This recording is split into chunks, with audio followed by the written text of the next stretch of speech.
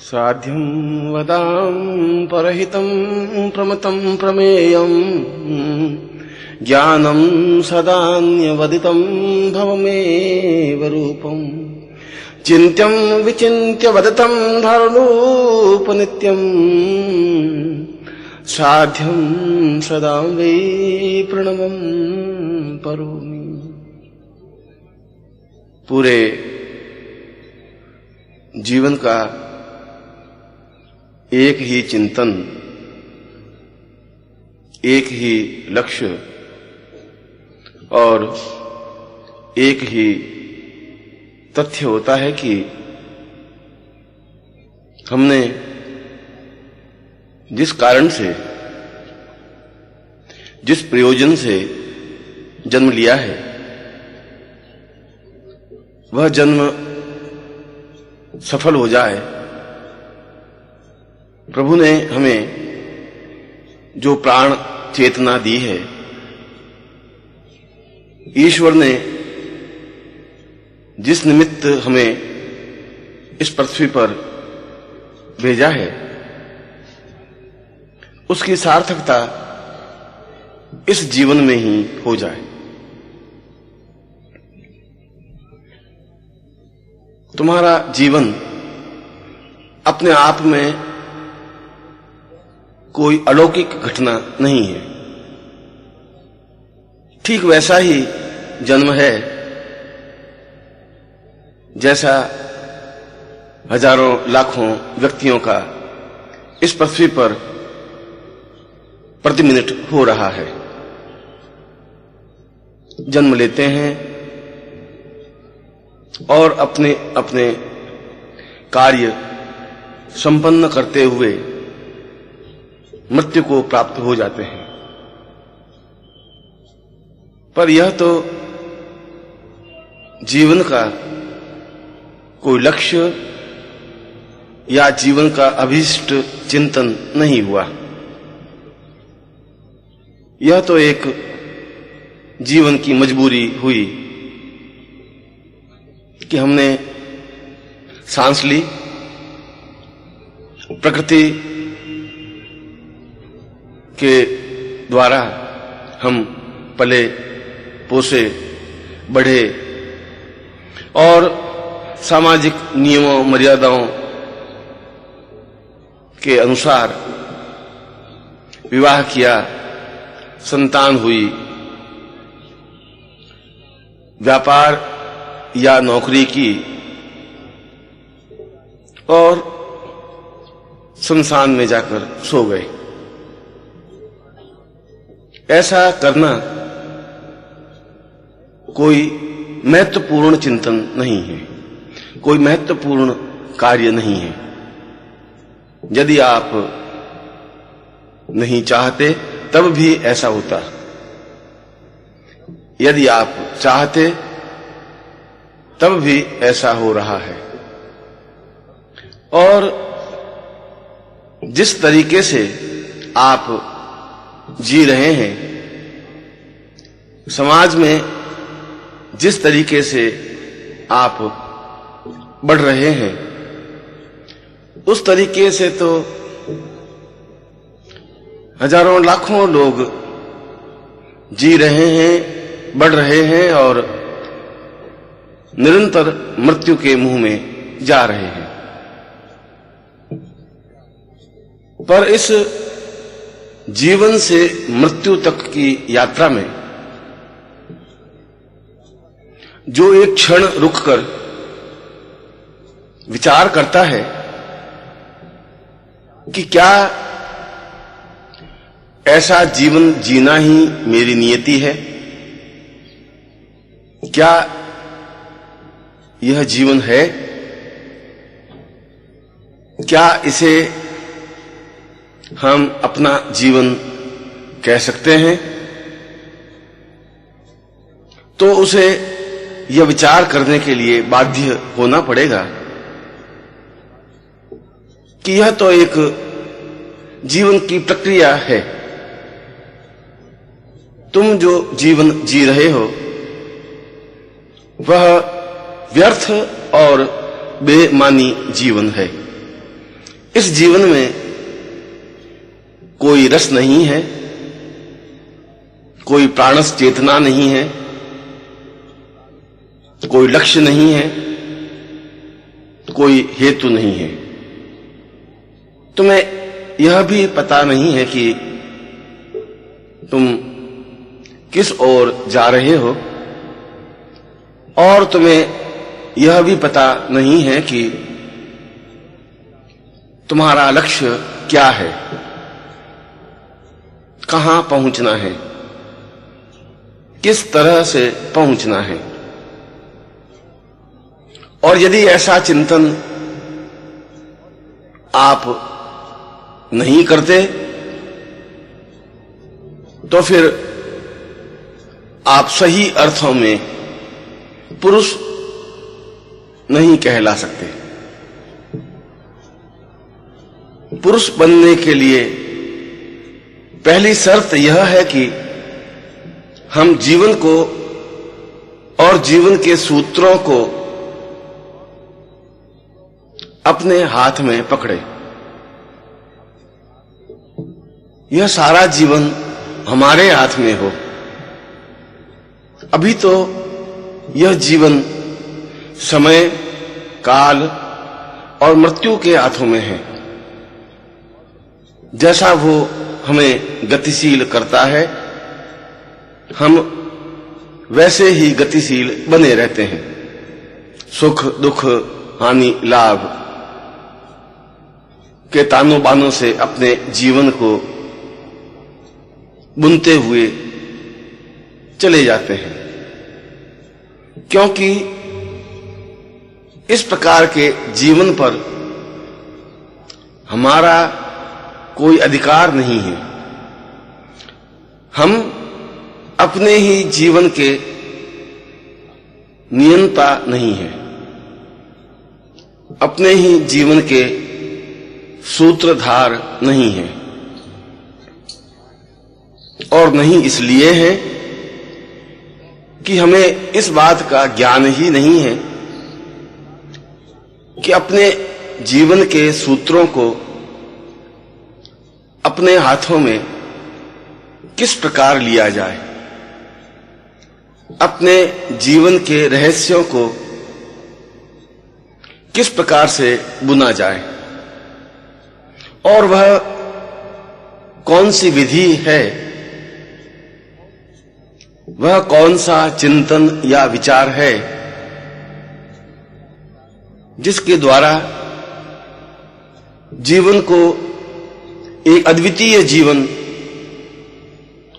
एक युग प्रधान जीवन बनाया जा सकता है। परंतु यह बात नहीं है कि जीवन हमारे हाथ से चूक गया। ऐसा भी नहीं है कि अब हमारे पास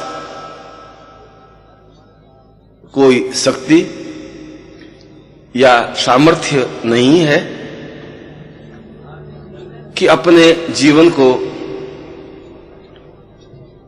अपने हाथों में लें और उस पगडंडी पर डाल दें जो पगडंडी पूर्णता की ओर अग्रसर होती है। और इसके लिए दो तथ्यों की आवश्यकता है। पहली आवश्यकता तो यह है कि हम यह भली भांति समझ लें कि जीवन में सफलता केवल सिद्धियों के माध्यम से ही प्राप्त हो सकती है। छोटी मोटी सफलता जीवन की सफलता नहीं कही जा सकती। विवाह कर लेना या दो चार पुत्र हो जाना या थोड़ा बहुत धन एकत्र हो जाना सफलता नहीं है। सफलता का तात्पर्य तो यह है कि हम जिस क्षेत्र में भी हों उसमें सर्वोच्च पद पर आसीन हों। यदि हम व्यापारी हैं तो उस युग के अद्वितीय धनपति हों। यदि हम किसी क्षेत्र विशेष में विद्वान हों, विशेषज्ञ हों, तो हम पूरी पृथ्वी पर संसार में अद्वितीय हों। उस क्षेत्र विशेष में हम अथॉरिटी हों। यदि हम जीवन के भाग में पूर्णता की ओर अग्रसर हों तो हम उस पूर्णता को प्राप्त करने में सक्षम हों जो ब्रह्म है, जो आनंद है, जिसमें असीम शांति है। पर यह कैसे हो सकता है? किसी क्षेत्र विशेष में सर्वोच्चता कैसे पाई जा सकती है? प्रयत्न करने पर तो संभव नहीं है। प्रयत्न तो प्रत्येक व्यापारी करता ही है, पर प्रत्येक व्यापारी अद्वितीय धनपति नहीं होता। प्रत्येक व्यापारी श्रेष्ठतम धन कुबेर नहीं होता। यद्यपि उसके प्रयत्नों में, उसके परिश्रम में कोई कमी नहीं है। इसका तात्पर्य यह हुआ कि मात्र परिश्रम से वह संपूर्णता, वह अद्वितीयता प्राप्त नहीं हो सकती जिसे सर्वोच्चता कहा जाता है। दो चार ग्रंथ लिख देने से, दो चार जगह अभिनंदन करा देने से वह पूरे संसार में तो सम्माननीय नहीं हो सकता। इसके लिए मात्र परिश्रम ही पर्याप्त नहीं है। इसके लिए इस सर्वोच्चता को प्राप्त करने के लिए, इस संपूर्णता को अपने हाथों में लेने के लिए एक और तथ्य है जो बहुत कम लोगों को ज्ञात है, और वह है साधना। साधना का तात्पर्य अपने जीवन को संपूर्णता के साथ एक लक्ष्य की ओर अग्रसर करना। अपने मन को, अपने प्राणों को, अपनी देह को और अपने व्यक्तित्व को। जब यह सब कुछ मिलकर तीर की तरह अपने लक्ष्य की ओर अग्रसर होता है, तब उसे साधक कहा जाता है। तब उसे अपना गंतव्य स्पष्ट हो जाता है। तब उसे यह ज्ञात हो जाता है कि बहुत कम समय में भी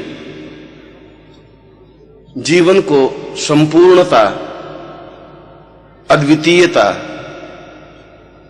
सर्वोच्चता दी जा सकती है और हम किसी भी क्षेत्र में उस पूर्णता को प्राप्त कर सकते हैं जो हमारी चाह है, जो हमारा गंतव्य है, जो हमारा लक्ष्य है।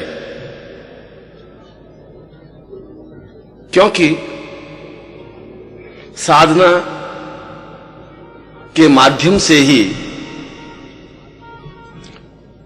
सिद्धि प्राप्त हो सकती है। जब तक मनुष्य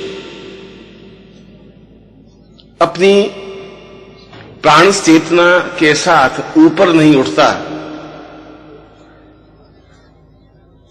तब तक वह साधक नहीं बन सकता। साधक बनने की पहली शर्त यही है कि उसका मानस, उसके विचार और उसका व्यक्तित्व टुकड़ों टुकड़ों में बिखरा हुआ न हो, सब कुछ समग्र हो, सब कुछ एक पुंज में हो, सब कुछ तेजी के साथ अपने लक्ष्य की ओर आगे बढ़ने के लिए आतुर हो। और जब उसके जीवन का प्राण, उसके जीवन की चेतना, उसके जीवन का आधार एक ही लक्ष्य की ओर बढ़ने लग जाता है, तब मंजिल स्वयं उसके सामने आकर खड़ी हो जाती है। तब सफलता स्वयं अपने हाथों से उसे जयमाला पहनाने के लिए आतुर हो जाती है। फिर वह छोटी छोटी बाधाओं से विचलित नहीं होता।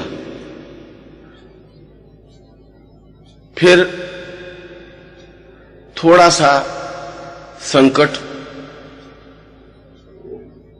या समस्या आने पर उसके हृदय पर कोई आघात नहीं लगता। फिर उसे सुख दुख में व्यस्तता नहीं होती।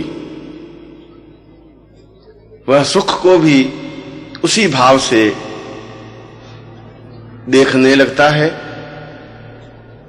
जिस भाव से दुख को देखता है। फिर बाधाएं या परेशानियां उसे विचलित नहीं करती। फिर वह अपने जीवन में हताश या निराश नहीं होता। फिर तो उसका एकमात्र लक्ष्य संपूर्णता की ओर पहुंचने का होता है और वह तब तक विश्राम भी नहीं करता जब तक वह पूर्णता प्राप्त नहीं कर लेता। ऐसी ही स्थिति आने पर साधक की अनुकूलता प्रतीत होने लगती है। ऐसी ही स्थिति आने पर उसे स्थित प्रज्ञ या साधक कहलाने का गौरव अनुभव होता है और ऐसा ही व्यक्ति अपने जीवन में उस लक्ष्य को प्राप्त कर लेता है जिसे प्राप्त करने के लिए लाखों करोड़ों लोग प्रयत्नशील होते हैं। यह बात तो निश्चित है कि मनुष्य को पूर्णता के लिए देवी कृपा की आवश्यकता रहती ही है, परंतु यह देवी कृपा रोने, गिड़गिड़ाने, हाथ जोड़ने, आरती उतारने या प्रार्थना करने से प्राप्त नहीं होती। स्तुति करने से भी देवी कृपा प्राप्त नहीं हो सकती। ऐसा तो कायर लोग करते हैं जो असहाय होते हैं, जो लाचारगी भरा जीवन जीने के लिए बाध्य होते हैं। वे केवल गिड़गिड़ाना जानते हैं, वे केवल छटपटाना जानते हैं, वे केवल हाथ जोड़कर भीख मांगना जानते हैं। ऐसे तथ्यों से देवी कृपा प्राप्त नहीं हो सकती। देवी कृपा प्राप्त करने के लिए जरूरी है कि हम पुरुष हों, सही अर्थों में पुरुषोत्तम हों। हमारे अंदर एक तूफान हो, संकल्प शक्ति हो, दृढ़ निश्चय हो और फौलाद की तरह विचार हो। यह निश्चय हो कि शरीरम साधयति वा पातयति, या तो मैं देवी कृपा प्राप्त करके ही रहूंगा या शरीर को समाप्त ही हो जाने दूंगा।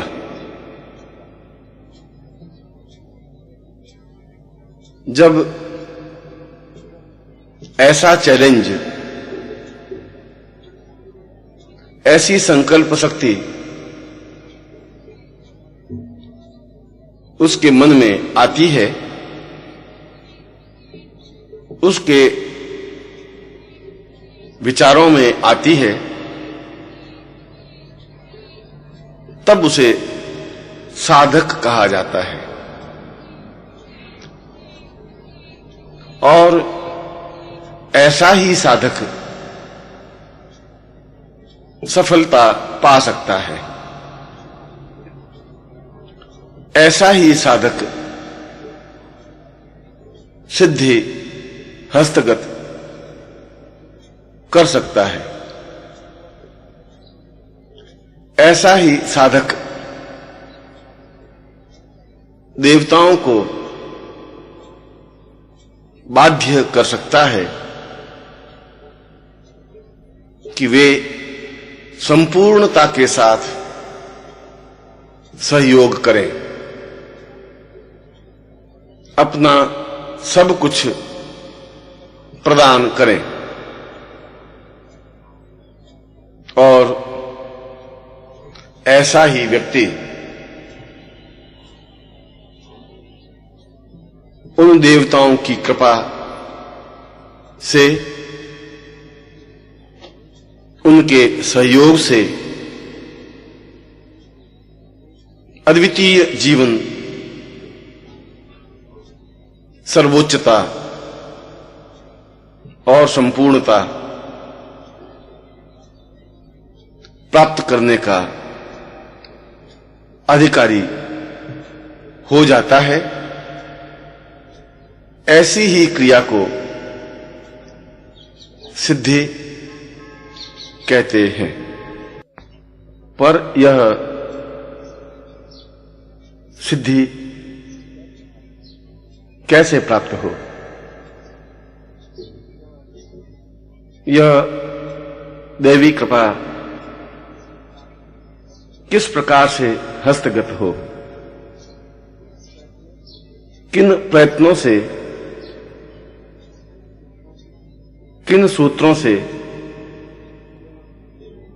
यह सब कुछ संभव हो सकता है।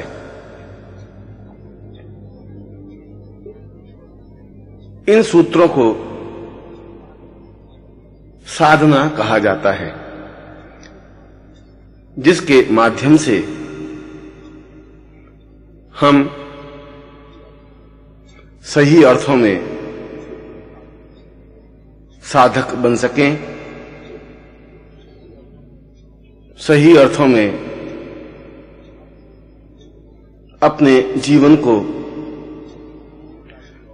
संपूर्णता की ओर अग्रसर कर सकें, सही अर्थों में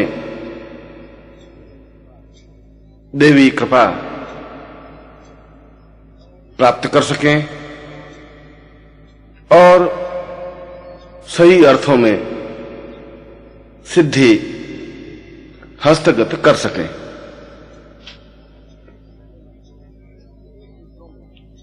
इन सूत्रों में आवश्यक है कि कोई हमारे जीवन में मार्गदर्शक हो, कोई पथ प्रदर्शक हो, जो इस रास्ते पर चल चुका हो, जिसे इन रास्तों का ज्ञान हो, जो अपने जीवन में देवी कृपा प्राप्त कर चुका हो, देवी और देवताओं को आमने सामने प्रत्यक्ष कर चुका हो और जो अपने आप में संपूर्ण हो। इसे शास्त्रों में गुरु शब्द से अभिषिक्त किया गया है। गुरु जो ज्ञान तो देता ही है, शिष्य को साधक भी बना देता है। साधक को हाथ पकड़कर उस रास्ते पर चलने के लिए प्रेरित भी करता है जो साधना का मार्ग है, जो सिद्धियों का मार्ग है, जो संपूर्णता का मार्ग है।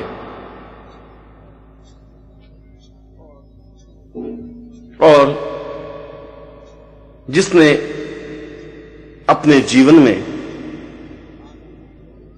उस आनंद को प्राप्त किया है, उस संपूर्णता को प्राप्त किया है, जो बहुत ही कम बिरले लोगों को ही प्राप्त होता है। पर गुरु की पहचान कैसे हो, कहां हो, कैसे मिले, और शिष्य में वह शक्ति,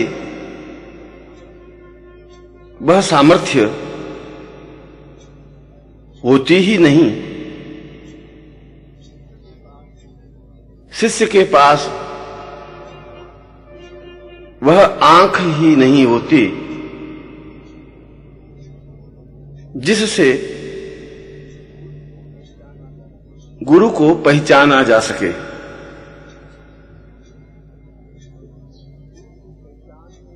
गुरु को पहचानने की तो एक ही प्रक्रिया है कि जिसके पास बैठने से मन में अपूर्व शांति का अनुभव हो, जिनके पास बैठने से मन को असीम आनंद की अनुभूति हो, ऐसा प्रतीत हो कि इनका और मेरा अत्यंत अंतरंग संबंध है। जब ऐसा लगे कि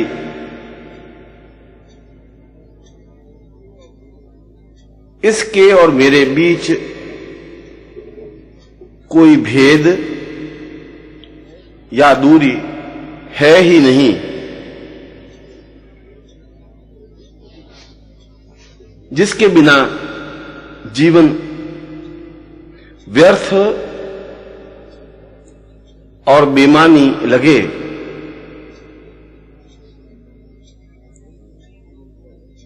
वही गुरु है, वही पथ प्रदर्शक है। इसी युक्ति से गुरु को छीना जा सकता है, गुरु को पहचाना जा सकता है। उसके द्वारा मार्ग निर्देशन पाया जा सकता है और उसकी बताई हुई विधि से संपूर्णता की ओर बढ़ा जा सकता है। ऐसी प्रक्रिया को साधना विधि कहा जाता है। हम देवी कृपा या साधना प्राप्त तो करना चाहते हैं और इसके लिए प्रयत्न भी करते हैं, पर तुम्हारे प्रयत्न ऊपरी सतह के ही हैं।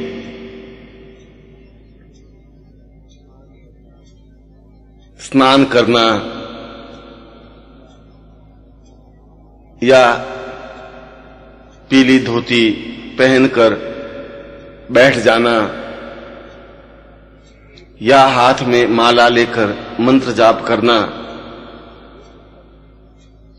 ये तो सब ऊपरी सतह है। सिद्धि तो गहराई में डुबकी लगाने से प्राप्त हो सकती है। यह तो किनारे पर बैठने जैसा हुआ। जो किनारे पर बैठा होता है उसे केवल घोंघे, शंख या सीपियां ही मिलती हैं, पर जो गहराई में डुबकी लगाने के लिए तत्पर होता है, जो चैलेंज का भाव लेकर मानसरोवर में कूद जाता है, वह गहराई में जाकर मोती ले आता है। और यह कूदने या डुबकी लगाने की प्रक्रिया गुरु की सानिध्यता प्राप्त करना है।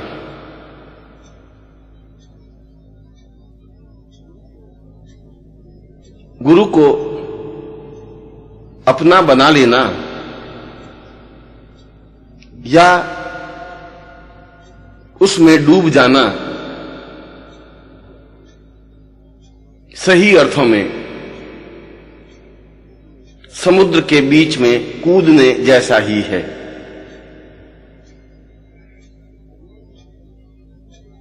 गुरु को अपने प्राणों में एकाकार कर देना ही मानसरोवर की अतल गहराइयों में डुबकी लगाने की प्रक्रिया है। और शिष्य जब अपनी सेवा के द्वारा, क्रिया और प्रतिक्रिया के द्वारा, भावना और चिंतन के द्वारा गुरु की कृपा, गुरु की सानिध्यता प्राप्त कर लेता है, तो फिर गुरु में और उसमें कोई अंतर नहीं रहता। जिस प्रकार एक लोटे का जल समुद्र में डाल दिया जाता है, तो वह जल भी, वह लोटे का जल भी समुद्र बन जाता है। ठीक इसी प्रकार जब सामान्य शिष्य गुरु की सेवा या सानिध्यता से गुरु से एकाकार हो जाता है, तो वह पूर्ण गुरुमय बन जाता है और इस गुरुमय बनने की क्रिया को ही सिद्धि कहा जाता है, क्योंकि असीम और असंख्य सिद्धियों के पुंज को गुरु कहा गया है। गुरु कोई एक विशेष साधना या कोई विशेष सिद्धि को नहीं कहा गया। वह तो हजारों हजारों साधनाओं और सिद्धियों का समवेत स्वरूप है। जब शिष्य गुरु दीक्षा और गुरु मंत्र के साथ साथ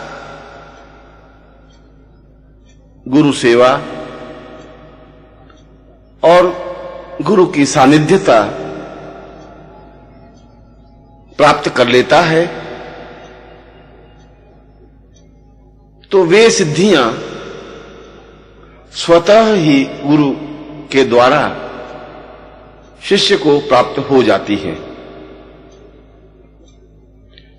फिर उस व्यक्ति को, शिष्य या साधक को देवताओं के सामने गिड़गिड़ाना नहीं पड़ता, हाथ जोड़ना नहीं पड़ता, रोना या आरती उतारना नहीं पड़ता, क्योंकि वह अपने पुरुषार्थ के बल पर उन सिद्धियों को अपने सामने नतमस्तक कर देता है जो उसकी संपूर्णता के लिए आवश्यक है। इसके लिए निरंतर गुरु मंत्र जप श्रेष्ठतम है। केवल शब्दों से ही नहीं, केवल मुंह या होठों से ही नहीं, अपितु जब शरीर का रोम रोम गुरु मंत्र उच्चारण करने लग जाता है, तब समझना चाहिए कि साधक के शरीर में पूर्ण रूप से गुरु समावेश हो चुके हैं। जब सोते, जागते, उठते, बैठते, नींद लेते, विश्राम करते या कार्य करते समय भी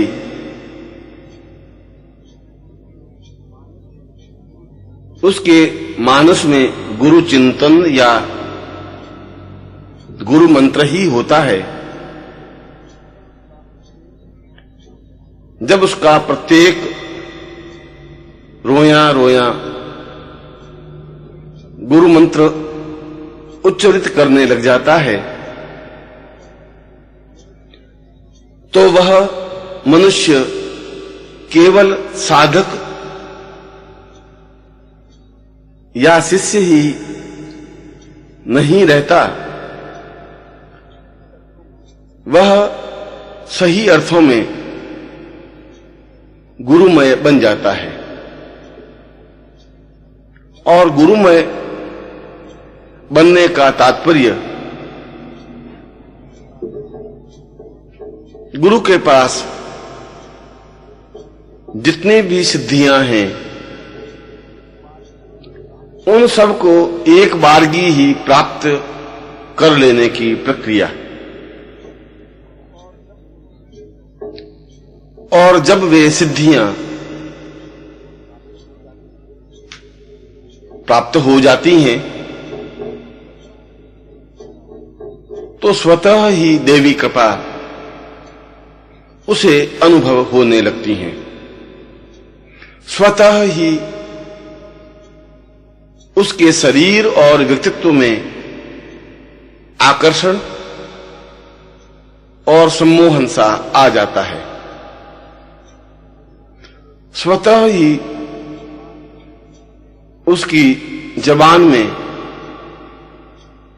एक प्रभाव व्याप्त हो जाता है। उसके गले में सरस्वती स्थापित हो जाती है। उसके नेत्रों में सूर्य की प्रखरता और चंद्रमा की शीतलता प्रतीत होने लगती है। स्वतः ही उसका सारा शरीर एक विशेष ऊर्जा या प्रभाव से व्याप्त हो जाता है और वह जिस क्षेत्र में भी होता है उस क्षेत्र में तेजी के साथ अग्रसर होने लगता है, क्योंकि अब वह सामान्य मनुष्य ही नहीं रहा, अपितु उसके साथ गुरु, उसके साथ हजारों लाखों सिद्धियां और उसके साथ देवताओं की कृपा, सहयोग और सामीप्यता भी होती है। और यह सब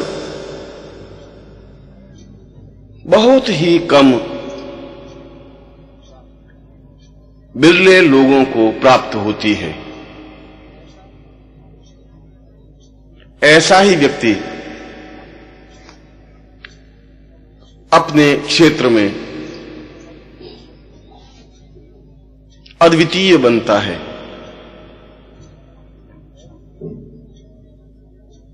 ऐसे ही व्यक्ति के सामने समस्याएं व्याप्त नहीं होती, बाधाएं और अड़चनें स्वतः दूर हो जाती हैं और उसका रास्ता प्रशस्त हो जाता है। उसके पैरों में गति और सीने में तूफान व्याप्त होता है, क्योंकि वह सही अर्थों में पुरुष, सही अर्थों में पुरुषोत्तम और सही अर्थों में अद्वितीय साधक की संज्ञा प्राप्त करता है। मंत्र और गुरु सामीप्यता जीवन का और साधनाओं का आधार कहा गया है।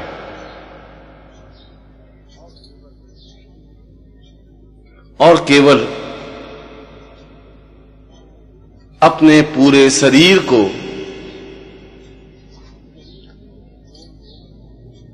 शरीर के रोम रोम को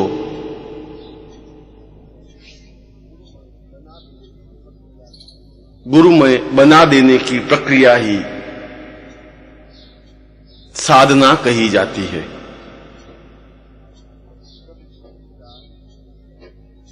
जब उसके विचार उसका चिंतन, उसका ध्यान, उसकी धारणा गुरुमय हो जाती है। वह जो भी करता है गुरु के निमित्त करता है। उसका स्वयं का व्यक्तित्व संपूर्ण होते हुए भी गुरुमय बन जाता है